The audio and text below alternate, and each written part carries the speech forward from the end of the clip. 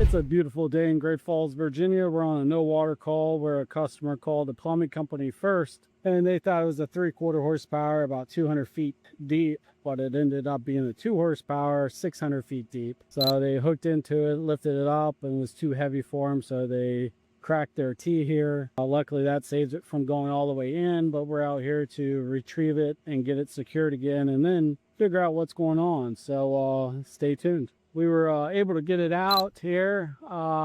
Luckily, like I said, they left their T, but we're gonna screw this old seal here that they broke off and just left pieces around. I believe the bottom pieces to the seal are probably still in the well, but basically they unscrewed these 4 nuts and bolts, and the whole thing, with the weight of it, a 2 horsepower, 600 feet, the whole thing just collapsed with it. And these bottom 2 pieces are still in there, which isn't a huge ordeal because it's not wedged, it still moves freely. So whenever they do take the pump out next time, it will come out most likely with the pump. But we'll go ahead and spend a few minutes replacing the seal so we can safely put it back in place, and then we can properly diagnose the issue. All right, we're here about to wrap this up. We got everything connected, water back on. Once we got the problem fixed from the plumber's mistakes, we were turning it on, and the pump would start about 38 amps. So we went ahead and swapped this controller out